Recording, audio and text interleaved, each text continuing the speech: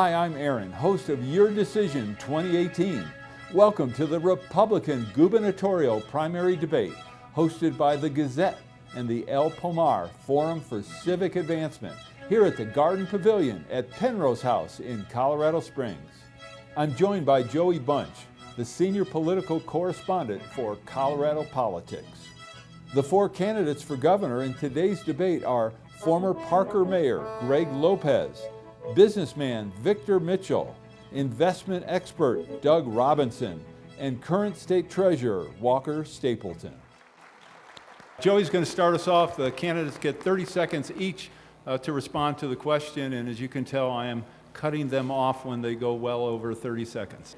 Name a bill that Governor Hickenlooper signed that you wouldn't have signed, and tell me why briefly. Walker, how about you?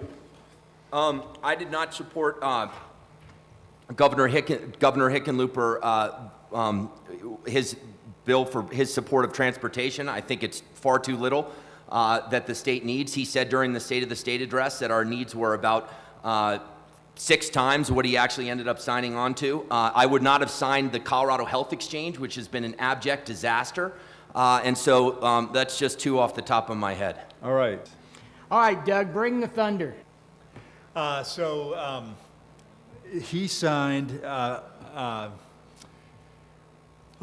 Just in the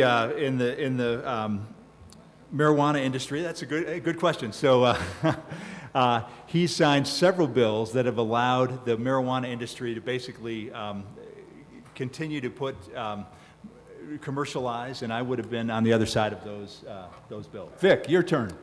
I would have vetoed immediately the para bill, which frankly doesn't deal with the crux of the issue. We have a $32 billion unfunded liability, which has basically doubled in the last 8 years. And this bill does not convert newer state workers from a defined benefit to defined contribution plans. Every defined benefit plan in the history of this country has turned into a bankrupt plan. Talk to any private industry. There's yet to have one industry that's been successful in doing this. So unless we actually take the hard measures to reform the public pensions, this current bill would have been a veto. All right, Greg. Did you want to follow up on that at all, Joey, in terms of the legislative bill or not? No, I've got a little bit more on that later. Okay, we will talk about PARA. Don't worry about the Public Employees Retirement Association and the legislation that was passed. But let's stick with this question, please, Greg. You know, I would have, first of all, I never would have submitted the budgets that he submitted. I mean, that's the first thing that's wrong with how we move forward. But, you know, the bills that I would not have supported are probably the one that's focused on extending Medicare. Because, you know what, that bill is being abused. And I think what we really need to do is, again, focus on what are we doing for the future. And those are the types of bills that are knee-jerk reactions. They're not really looking at what's in the best interest of the state long-term. Okay, one more lightning. And I'm going to ask you to keep your answers even shorter this time, 1 name or 2 names. And I'm going to start with, Walker, let's start with you again. Which Democrat do you expect to face in November, and which Democrat do you hope to face in November? I think you already answered that. I'll face any Democrat in November because the differences are stark. We literally cannot afford what the Democrats are proposing, and that involves the future of health care in Colorado. It involves the safety of our kids. It involves names, just a couple of names. So I think it's going to be Jared Polis. Because he's already spent close to $7 million of his own money. I think he's well on his way to spending more than 10. And he would be a disaster for the economic future of this state, and I cannot have that for my kids. All right, any of our everybody, kids. Play by the rules. 2 names, Democrat you'd like to face and Democrat you probably will face. Doug? I think it's the same name. It's Jared Polis. I think he's likely to be the nominee. He's the one that I would most like to face. And the reason why, just look at Boulder. This week they tried to take away Second Amendment rights. They're already trying to ban fracking. They're already a sanctuary city.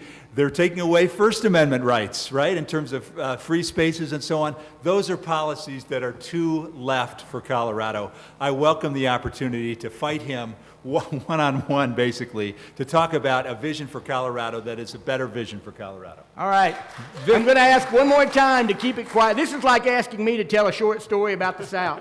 But Vic, what about you? Who do you I would hope love to to face? face Jared Polis. This is an ideal matchup. Entrepreneur versus entrepreneur. There won't be any issue with resources, so Republicans for once won't be way outspent. We'll be able to draw a great contrast between my vision for Colorado, which is free market, small business formation, getting rid of taxes, getting rid of regulations, doing things differently when it comes to healthcare with nurse practitioner clinics. I relish the opportunity to go toe-to-toe with them.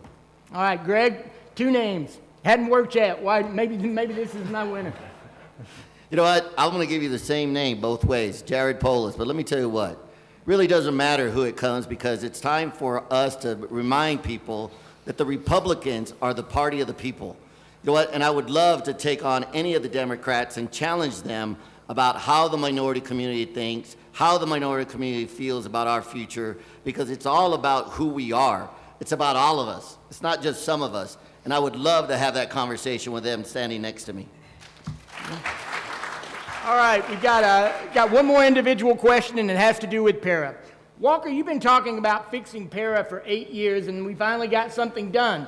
Yet, Casey Becker, the Democratic negotiator, said she didn't talk to you after the session starts.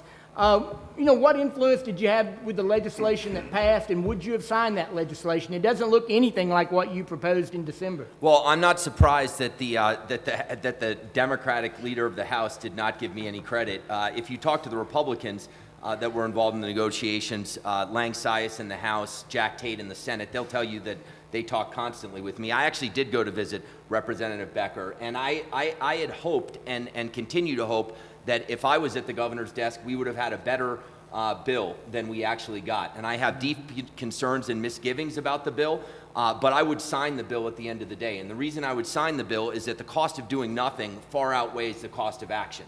And we were going to have a call.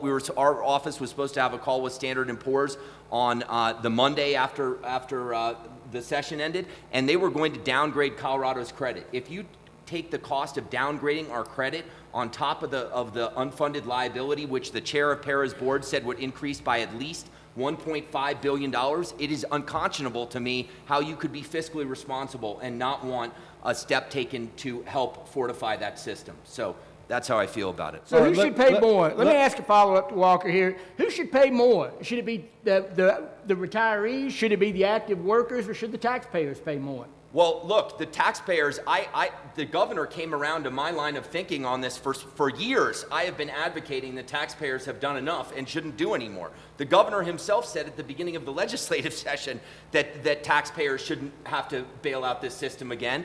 And yet, unfortunately, which is one of the things I like least about this bill, we use money, ironically, from President Trump's tax cut to fund para from the general fund, which is, deeply troubling, because I think that money could have been better spent on education or roads. And I am concerned about the state's ability to make those payments in future years.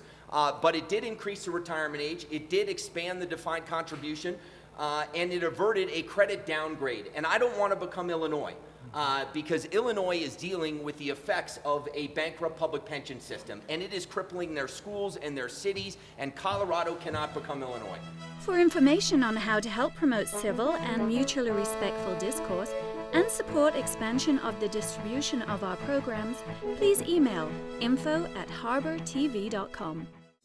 The Rex Howell Broadcaster of the Year Award recognizes an individual who, through leadership, skill, and dedication, is advancing the broadcast industry in our state and our nation. Tonight, we honor Aaron Harber.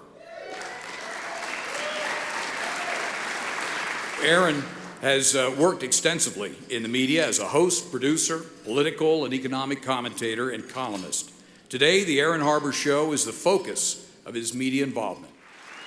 Aaron, it is a privilege to present you with the Rex Howell Broadcaster of the Year Award.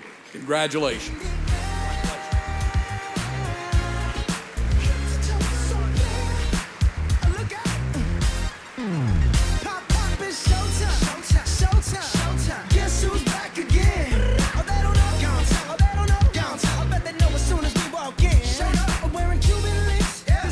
Just make journalism great again.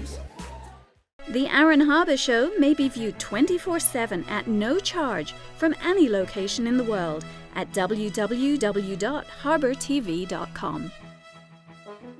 All right. One of the, a couple or three different Colorado entities, government entities, the City of Boulder, the County of Boulder, and San Miguel County have sued two of the major energy companies, Suncor and ExxonMobil, claiming that they have hidden information about climate change and that they owe them and the state billions of dollars because of their deception. Give me your take on this lawsuit, and in particular, whether the state of Colorado should support it. Walker, I'm going to start with you. 30-second answer. Absolutely not. Not only is Boulder passing this and suing energy companies uniformly at the city level, they're passing an assault weapons ban. You know, they're passing a fracking ban. This is, you know, dangerous and it directly reflects a lack of leadership from the governor's office. We need to have one consistent framework and policy supported by all cities and municipalities, and Boulder has violated this time and time again. All right, Doug, your turn.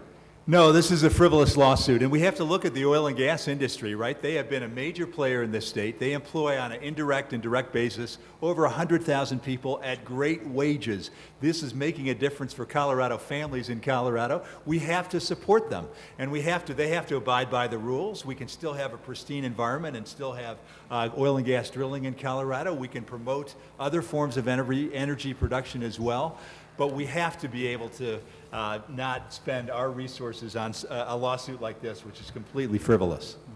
Thank you. Vic, you get 30 seconds. Fair enough. Absolutely, we should not support this litigation. It's entirely frivolous, as Doug and Walker have said. I mean, to put it in some perspective, our oil and gas, our energy industry here in Colorado is a $26 billion industry, employs over 200,000 people. Now, I believe in all of the above approach when it comes to energy. I don't think we should be picking winners and losers. I think we should be focusing on working with our federal government to get grants into our universities to look for moonshot technologies that can lower greenhouse gas emissions. But we shouldn't be choosing winners and losers, and this certainly feels like the case of a frivolous litigation. Okay, Greg, your turn. No, I would not support this lawsuit either, and I don't know that I can add anything more than all these gentlemen have said. They've covered all the issues.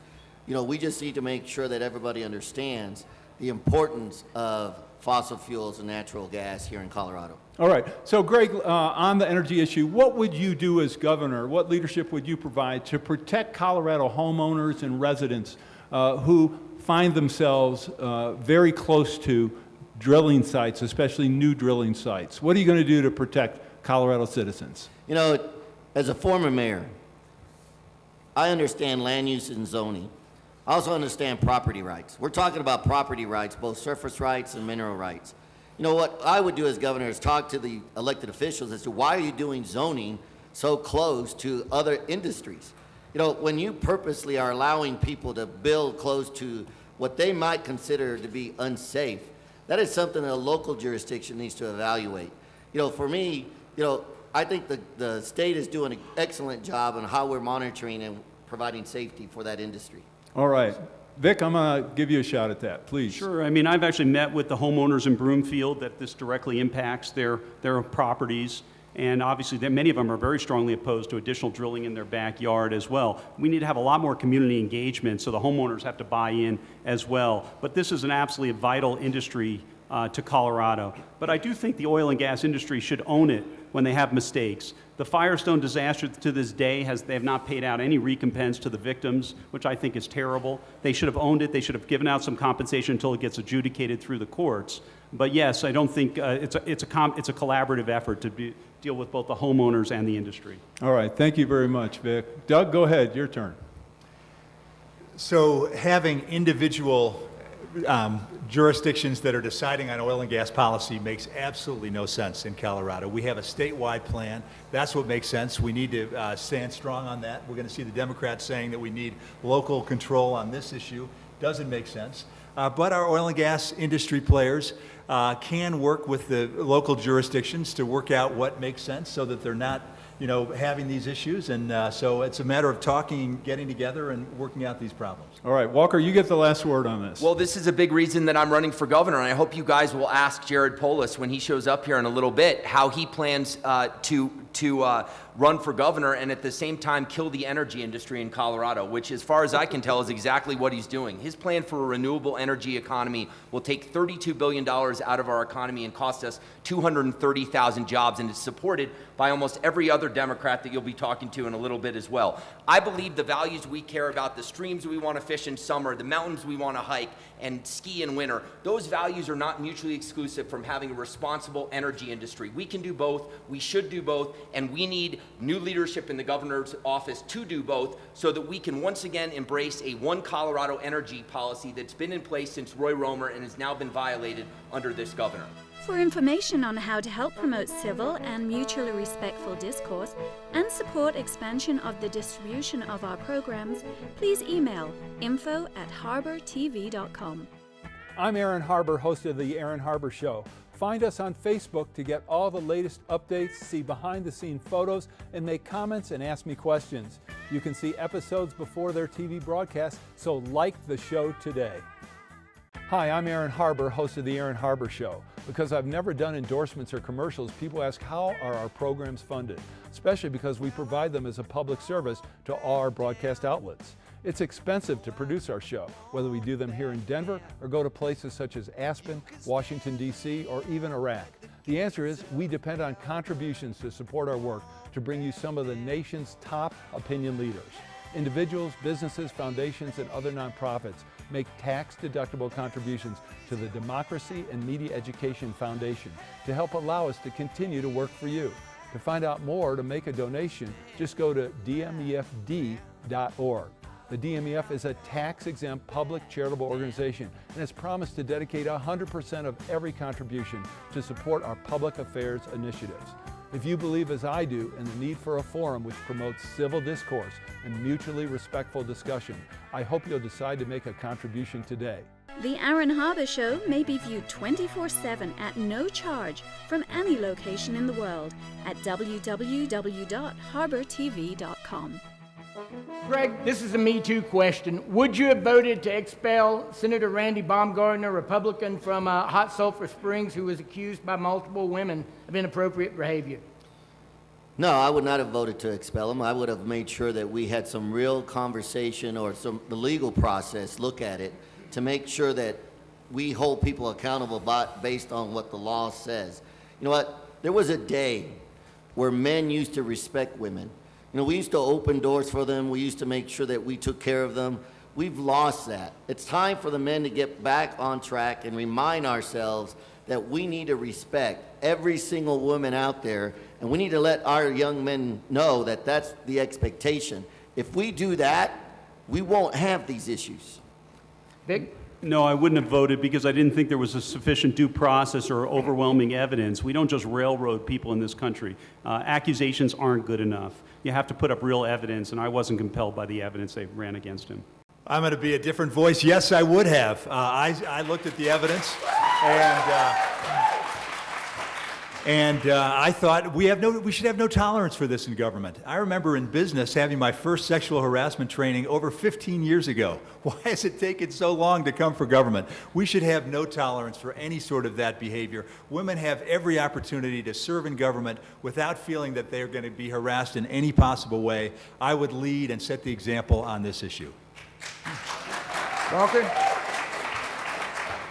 As a father of two daughters, I think that public elected officials should be accountable for their actions. And I'm happy to report, or unhappy to report, I'm saying that sarcastically, that George Soros has spent thousands upon thousands of taxpayer money, Cora requesting my office, for all sorts of claims under the sun. And it's been a complete fishing expedition and a waste of taxpayer money. But there are standards that our elected officials have to adhere to. And if Randy violated them, then he should be held account. Just like a Democrat, if they violated them, they should be held account as well. All right, I'm going to ask a quick question on affordable housing, which is a huge issue across the state. Vic, you raised the issue of the urban-rural divide. Affordable housing is a major issue in rural communities as it is here. Our housing stock is worth in Colorado something on the order of at least $800 billion. If you wanted to just make 10% of our housing stock affordable housing, with today's prices, it could cost as much as $80 billion.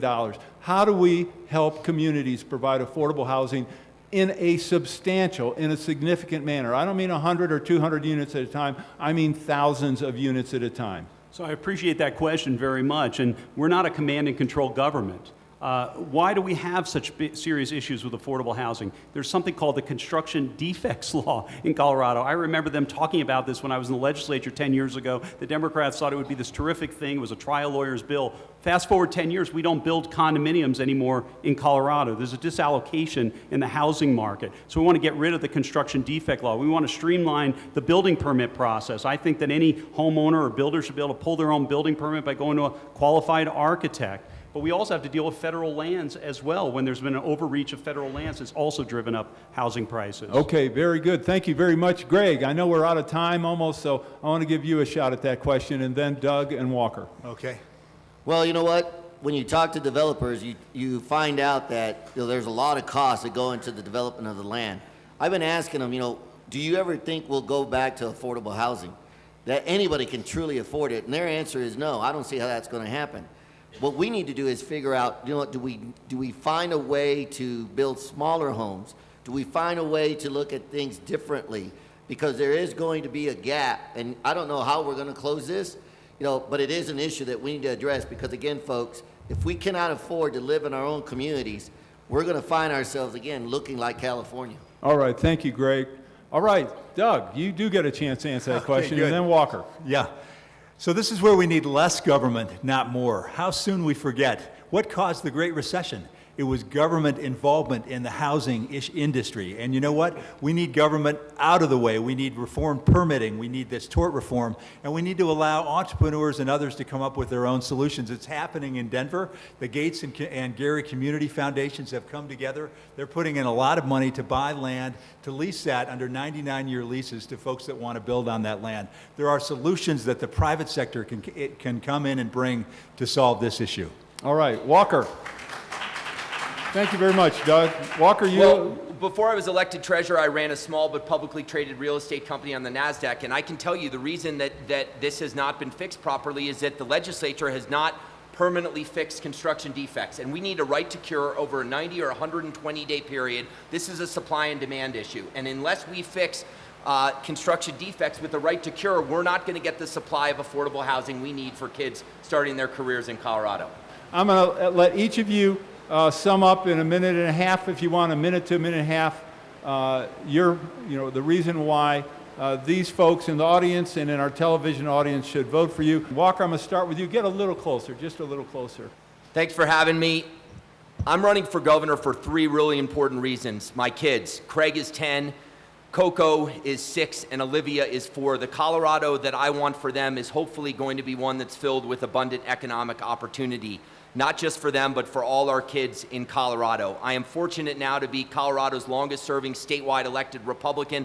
I'm the only person in a crowded race for governor that's not won statewide once, but twice.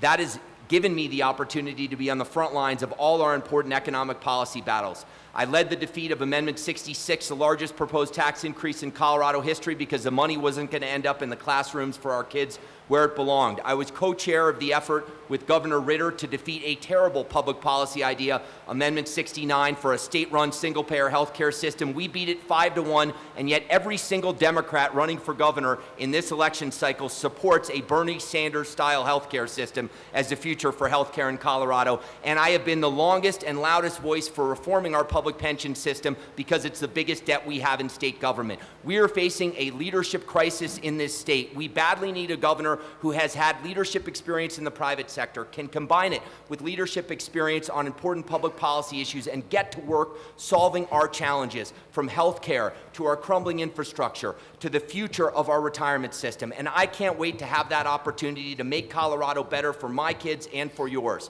Thanks for having me.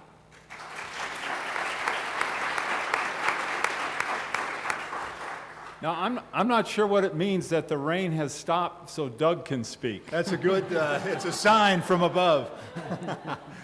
Well, thank you very much for having us here today. This has been a lot of fun. And I'm in this race, I'm tired of the talk. I want action. I'm not a politician. This is my first time running for office, but I've done more from outside the system to make a difference in the lives of Coloradans. When I saw an issue in the education sector, I didn't go to the west steps of the Capitol and decry it. I stood up, I started a nonprofit that has put over 15,000 kids, teaching them the technology skills they can have so they thrive in today's environment. When a very difficult issue on marijuana came up, I didn't look around and see who was concerned about it. I went forward and said, this is not right, we have to protect our kids. And the organization I've been behind has been responsible for over 15 pieces of legislation that are making Coloradans' lives better today. I started a business that became the leading advisor to other companies in how to grow and expand. And through our clients, creating thousands of jobs in Colorado. I'm ready to lead. I can come in and make Colorado better. And I have a vision for Colorado being a fiscally responsible, family-friendly, infrastructure-rich state where it's the best place in the country to live, to work, and raise a family. That is what I want for Colorado. Put me into office, and I will lead you to that place. Please go and check out my website at dougforcolorado.com. I need your support. We have a very important race here. We need to put up the candidate that can win against the Democrats in November. I believe that is me. Thank you very much. Okay, Vic, this is your chance to get back at me. Go for it. No, it's quite all right. I was just thinking for a moment, 41 years ago, I was sleeping on a floor taking care of a disabled single mother. And what an incredible state and nation we have that 41 years later, I'm running for governor to lead one of the most consequential elections in our state's history. I started my first business when I was 21 years old. I've built 6 successful companies. I've never signed anything other than the front side of a paycheck. I've been a job creator and an innovator and a reformer my entire career. I started this campaign a year ago and I said, you know what, we're going to be 2 things. We're going to be extremely authentic to who I am as a man, and we're going to be extremely substantive. And we've tried to stay true to that in everything we've done, putting bold ideas forward on every aspect to get us out of the health exchange and provide block grants to nurse practitioners, to do more with less, to put the government on a diet, to get $2 billion into roads and infrastructure. I'm also the only major candidate that's refusing any special interest money, not $1. I don't come from a political dynasty family. I'm a self-made guy. And that's exactly the type of leadership we need to move our state forward. We need to start fixing problems, not with lobbyists telling us how to do things. I'm also the only major candidate that's refusing any political endorsements. It's a little bit unusual and unconventional, but frankly, political endorsements expect political favors. And we're going to start fixing things. We're going to start doing things differently. We're going to start reforming our industry and our bureaucracies. And I ask for your vote. Thank you so much. And Greg, you get the last word. I'm running for governor because I believe all Coloradans deserve an individual that understands that there are 64 counties in the state of Colorado, and his job is to promote, protect, and preserve the various economies and the different ways of life that make Colorado the great state that it is. I come from humble beginnings. My mom and dad worked long hours in the fields. My dad had a 6th grade education and really never learned how to read and write. My mom has an 8th grade education. I was elected at the age of 27, mayor of Parker. Not only was I mayor, but I was also the city manager at the same time. So I understand transportation. I sat on the board of E470. I sat on the board of the Denver Regional Council of Governments. I am the former president of the Denver Hispanic Chamber of Commerce. I'm the former director of the United States Small Business Administration here in Colorado. And under my administration, we help small business thrive across the entire state. It's important that we have someone that looks at solving problems, not being a problem observer. One of the things I want to make sure that everybody understands that under the office of Governor Lopez, we're not going to play politics. We're going to solve problems for the future of this state. We've been playing politics so long that we find ourselves stuck in the situations that we can't get out of. My name is Greg Lopez. I ask for your support. May God bless each and every one of you. Thanks for joining us for the 2018 Republican gubernatorial primary debate, hosted by the Gazette and the El Pomar Forum for Civic Advancement. You can see this and all of our election programming for Your Decision 2018, including in-depth candidate interviews, by using the link on your screen. And most of all, thanks for watching.